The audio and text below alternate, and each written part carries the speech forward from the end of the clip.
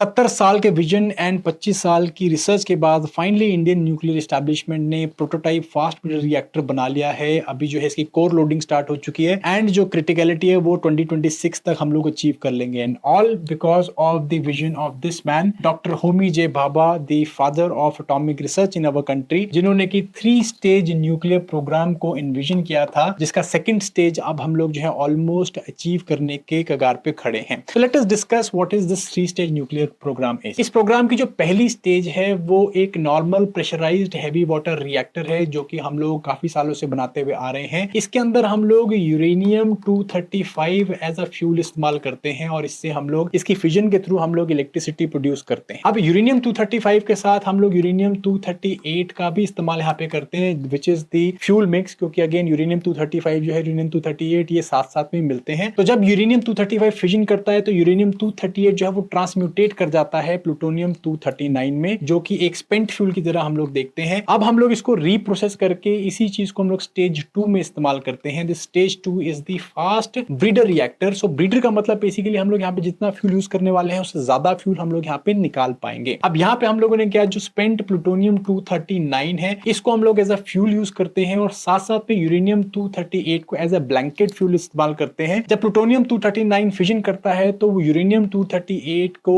जो न्यूट्रॉन्स हैं वो प्लूटोनियम 239 में कन्वर्ट कर देते हैं and hence we get more plutonium than what we were using in the initial cycle. और अगर हम लोग इस प्रोसेस को एफिशिएंटली कर पाए तो हम लोग लेटेस्ट स्टेजेस में यूरेनियम 238 की जगह थोरियम 232 यूज करने वाले हैं, जो कि ट्रांसम्यूटेट करके यूरेनियम 233 बन जाएगा, जो भी अपने आप में एक फिसल मटेरियल है। अब हम थोरियम ही क्यों यूज कर रहे हैं? बिकॉज थोरियम हमारे देश में बहुत ज्यादा देखने को मिलता है। मैटर फैक्ट वर्ल्ड का सबसे बड़ा रिजर्व थोरियम का वो हमारे देश में है। Throughout Malabar and Coromandel coast जो बीच सैंड्स हैं वहां पे हमें थोरियम बहुत ज्यादा मिलता है। अब इस स्टेज से जो हमें यूरेनियम 233 मिलेगा उससे हम लोग एक एडवांस्ड थोरियम बेस्ड रिएक्टर के अंदर लगाने वाले हैं, जो कि हमारी स्टेज 3 बनेगी, जिसमें कि यूरेनियम 233 को as a core fuel use किया जाएगा एंड यूरेनियम 232 को as a blanket fuel use किया जाएगा। तो जब यूरेनियम 233 फ्यूजन करेगा तो वो थोरियम को फिर दोबारा यूरेनियम 233 में कन्वर्ट कर देगा एंड ये एक क्लोज्ड लूप साइकिल बन जाएगी। तो this is very technically challenging, but अगर हम लोग इसको अचीव कर पाए तो ये हमारी न्यूक्लियर ऑटोनॉमी को इंश्योर करेगा और ये भी इंश्योर करेगा कि हम लोग अपने वास्ट थोरियम रिजर्व्स को यूज कर सके और क्लीन एनर्जी ट्रांजिशन में आगे बढ़ सके।